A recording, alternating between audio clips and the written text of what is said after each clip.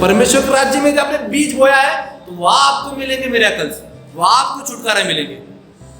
अपने बगल वाले व्यक्ति को एक चीज कह दो, कोई भी चीज अपने आप नहीं होती, उसके लिए काम करना पड़ता है। कोई भी चीज अपने आप नहीं होती, उसके लिए काम करना पड़ेगा। आप चाहते हो कि मेरी ये डेस्टिनी पूरी हो, उसके लिए काम करना होगा, बिना काम करे नहीं होगा। रूत ने कहा था नाओमी को, मैं तेरे परमेश्वर को नहीं छोड़ूंगी। रूत ने कहा था नाओमी को, मैं तेरे परमेश्वर को नहीं छोड़ूंगी, मुझे यहोवा की आराधना कंटिन्यू करते रहना है। ये उसका चुनाव था, इसके लिए प्रेयर नहीं की। मैं प्रभु के लिए पीछे चलूं, इसके लिए प्रार्थना करूं, इसके लिए प्रार्थना नहीं है। आने वाले समय में मैं आपकी प्रार्थना भी करेक्ट करने वाला हूं। कई लोग प्रार्थना कर रही नहीं थी, मैं आपके पास पर्सनल माइक लेके आऊंगा, आप कैसे प्रार्थना करते हो, मैं करेक्ट करूंगा आपकी प्रार्थना को पर्सनली। हालेलुया।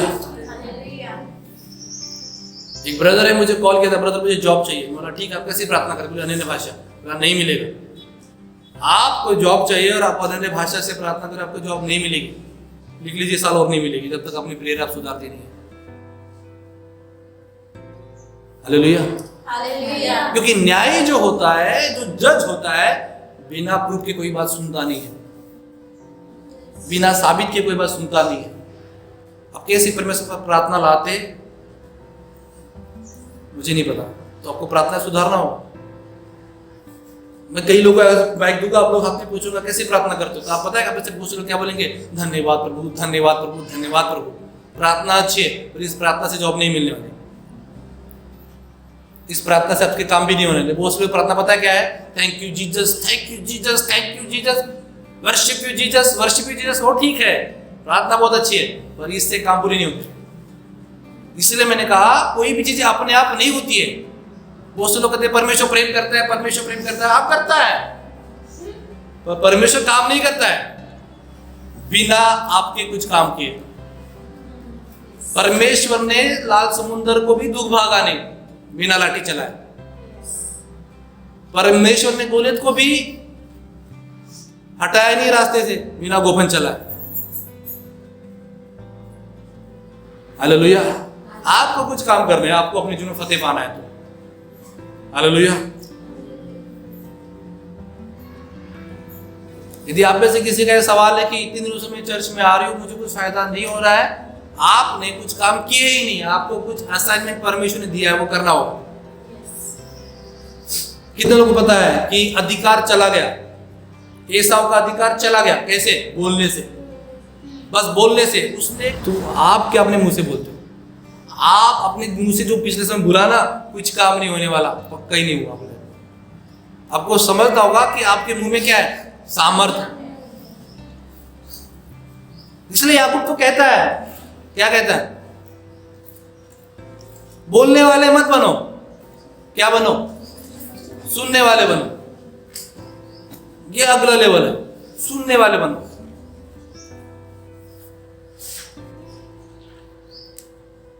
तो बगीचे का सांप प्रकाश पके का क्या बन गया? अजगर। आपके पुराने जीवन की छोटी गलती आने वाले समय बड़ी गलती हो सकती है। आपने किसी लड़की को झूठा वायदा कर दिया है शादी के लिए और फिर बीच में उसको डंप कर दिया, मैं तो बता रहा हूं आपके लाइफ में बैंड बजने वाला है। हालेलुया। वो बोलते हैं ना, चोरी का पानी मीठा लगता है। वो समय कर लोगे थोड़ा सा, लेकिन जब पोल खुल जाएगी, जब अखबार में नाम आ जाएगा, जब लोगों में आपका नाम खराब हो जाएगा, वो चीज बहुत मैटर करता है कि आप कैसे बिहेव करते हो। हालेलुया। परमेश्वर कहता है कि अब जो बोओगे, अब ठीक है बीते समय जो बोया उसका तो आप भुगत रही हो, लेकिन आने वाले समय के लिए अब जो बोगे वही काटोगे। तो परमेश्वर कहता है कि अपने भविष्य आप अच्छा रखना चाहते हैं तो सुधार करो अपने जीवन में।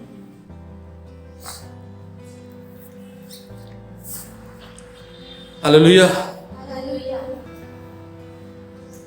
यीशु मसीह की।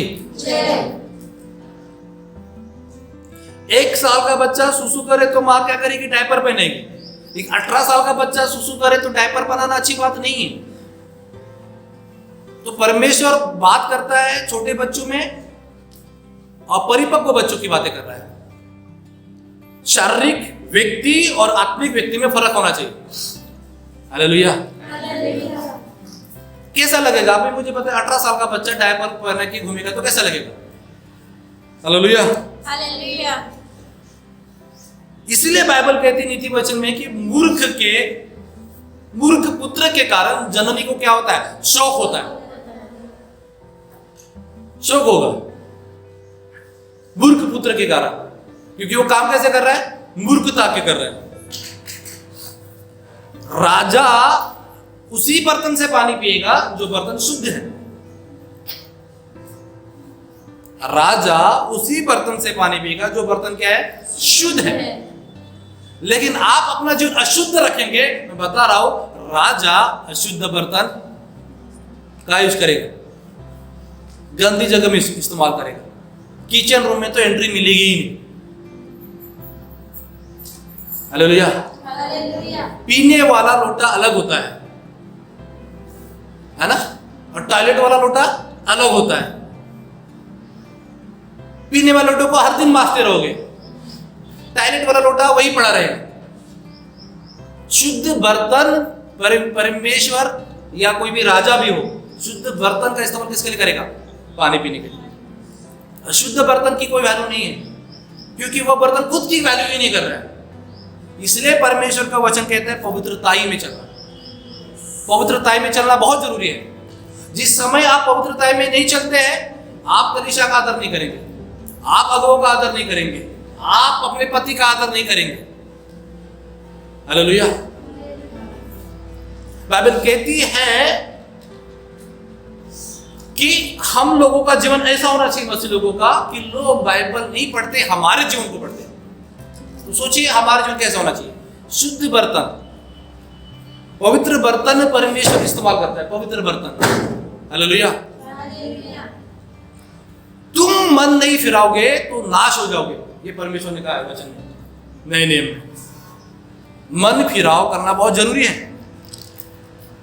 हालेलुया।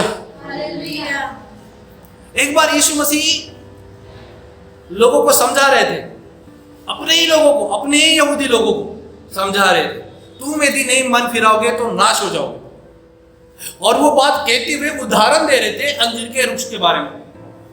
वो कह रहे थे कि वो मालिक अंजीर के वृक्ष के पास 3 साल में कई बार गया। कितने साल में? 3 साल में, लेकिन फल नहीं मिला। 3 साल। ठीक है, 1 साल आप प्रभु में कोई दिक्कत नहीं है, ठीक है, वहां डायपर आप लगा सकते हो। लेकिन 3 साल हो गया, आप परिपक्व व्यक्ति होना चाहिए, आप मैच्योर होना चाहिए। हालेलुया।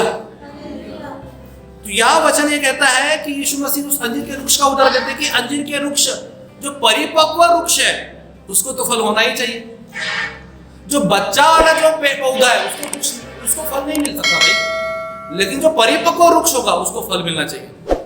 तो वह मालिक जाता है 3 साल से अंजीर के पेड़ के पास और कहता है कि मुझे फल नहीं मिला। तो वह वचन इस तरह से कहता है कि वो मालिक क्या करता है, थोड़ी देर रुकता है, फिर नहीं मिलता है तो उसे क्या करता है, काट देता है। हालेलुया। हालेलुया। इजराइल लोग 70 साल गुलामी में रहे बेबीलोन में। इस गुरुवार मैंने आपको 75 संदेश दिया। इजराइल लोग 70 साल रहे, कहां पे? बेबीलोन में। क्योंकि उन्होंने भी वही गलती की है। दाऊद के राजा के बाद सुलेमान तो बहुत वफादार है, लेकिन बुढ़ापे में वो मूर्ति पूजा करने लग गया, व्यभिचार करने लगा। जिन जातियों से ब्याह नहीं करना है, जिन जातियों की लड़कियों से संपर्क नहीं रहना है, उसी से उसने संपर्क रखा।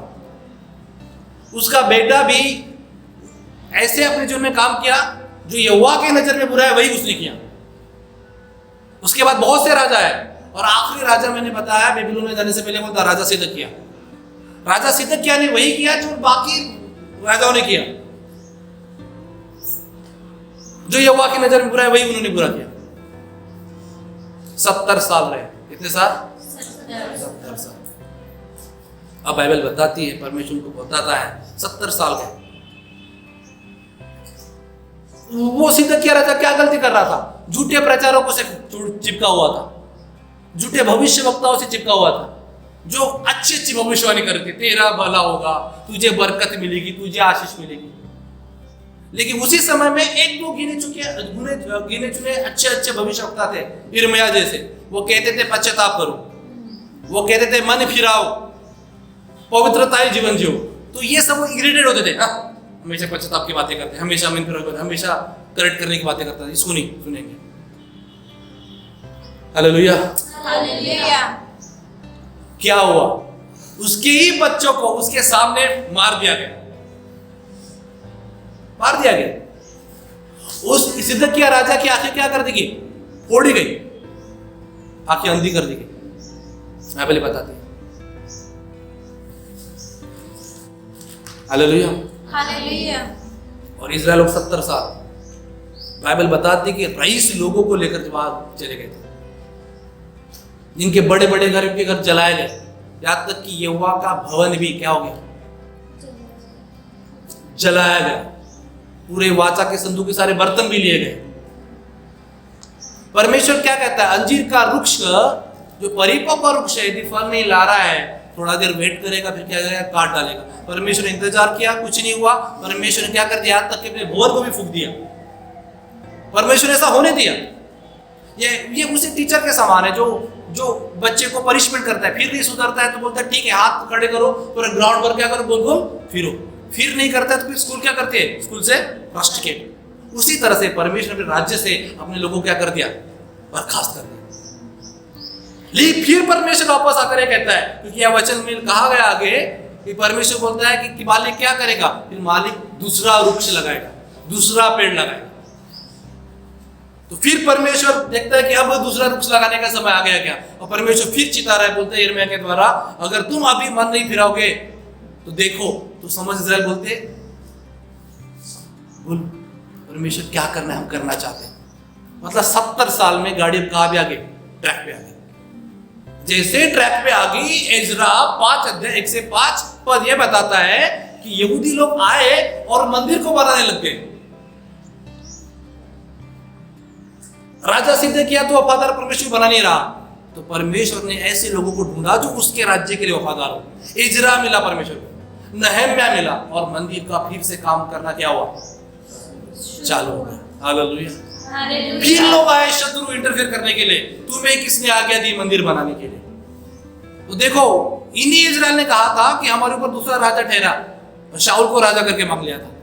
लेकिन शब्द क्या मन फिराव किया, पश्चाताप किया, तो उन्होंने कहा कि अब मेरे ऊपर कोई राजा नहीं है, ना मेरा बेटा राजा है, ना मेरा पति राजा है, ना मेरी पत्नी मेरे ऊपर राजा है, मेरे ऊपर कोई नहीं, हमारे ऊपर एक ही राजा है जो सबको रचाता है, जो सबको बनाता है। ऐसी उनसे मुझसे शब्द निकलने लगे। फिर उन्होंने राजा कुस्त्रु को, राजा दारा को लेटर लिखा और गवर्नमेंट में क्या किया? अप्रूव किया कि भवन का कार्य क्या किया जाए? आरंभ हो जाए।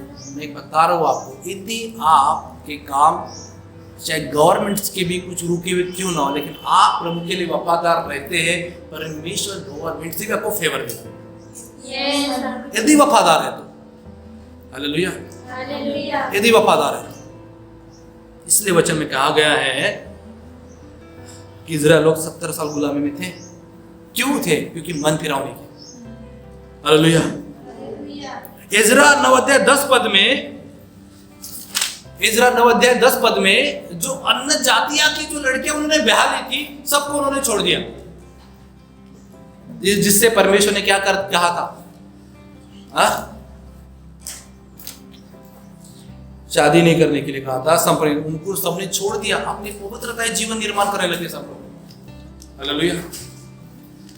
लेकिन यही बात यदि आप नए नियम में करते हो तो परमेश्वर यहाँ क्या कहता है? नया नियम हमें अलग ही बात सिखाता है। नया नियम बताते पति यदि विश्वास में नहीं है तो पत्नी अपने चरित्र को निर्माण करे परमेश्वर के वचन के आधार पर, और उसके चरित्र से वो खींचा चला जाए।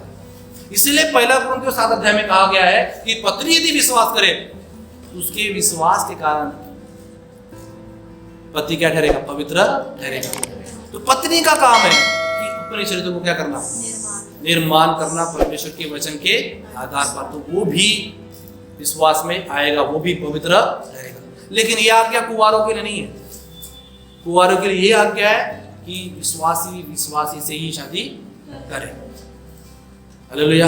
हालेलुया। इसका मतलब ये नहीं कि हमें गैर मसीहों से नफरत करना, नहीं, बिल्कुल नहीं। भाईचारे की प्रीति रखना है, प्रेम रखना है। हालेलुया। परंतु शादी किस में करना है? बाइबल बताती है उस विधवा स्त्री के बारे में जिसका पति मर गया, वो दोबारा शादी करना चाहती भी है, लेकिन किस में? प्रभु में। पहला कुरिन्थियों 7:39। दूसरा कुरिन्थियों 6:14 कहता है कि विश्वासी का अविश्वासियों से क्या नाता। हालेलुया। Oh my God। लेकिन जिनका ऑलरेडी शादी हो चुका है गैर मसीह के साथ, परमेश्वर कहता है कि आपके जीवन से ग्रेस आपके पतियों पर जाएगा, उनके घरानों पर जाएगा और विश्वास में आएगा, लेकिन चरित्र निर्माण करना होगा। किसके आधार पर? परमेश्वर के वचन के आधार पर। तो कितने साल हो रहे? 70 साल। हालेलुया। हालेलुया। तो बाइबल हमें सही संदेश देती, निचोड़ देती कि हमें सुधार करना होगा। यूहन्ना बपतिस्मा देने वाले ने यह प्रचार किया था कि मन फिराओ, स्वर्ग का राज्य निकट है। मत्ती 3 उसका दूसरा पद। लेकिन मत्ती 4:17 में यीशु मसीह भी सेम ही प्रचार करते हैं कि मन फिराओ, स्वर्ग का राज्य निकट है। हालेलुया। अपने घर से झगड़ा दूर करो, अपने घर से कलह दूर करो। परमेश्वर कहता है ये नहीं करोगे तो वहां फिर दुष्ट आत्माओं की एंट्री है। शाऊल के घर में झगड़े हो रहे थे, शाऊल के घर में पंगे के पंगे हो रहे थे। हालेलुया। पहले शैतान बाहर था, उसको उकसा रहा था, फिर क्या हुआ? उसके ऊपर ही चढ़ गया। तो परमेश्वर कहता है कि अपनी कलीसिया से पौलुस बात करता है कि मैं क्या देखता हूं कि तुम्हारे घरों में आपस में क्या हो रहे? झगड़े हो रहे। हालेलुया। मतलब इतने खतरनाक विचार कि बेटा अपने पिता के पत्नी के साथ संभोग कर रहा है, वे विचार बड़े बड़े पाप हो रहे। अब पौलुस बोलता है कि ऐसे व्यक्ति कलीसियाओं से निकाले जाए। हालेलुया। तो मन फिराव करना बहुत जरूरी है ना।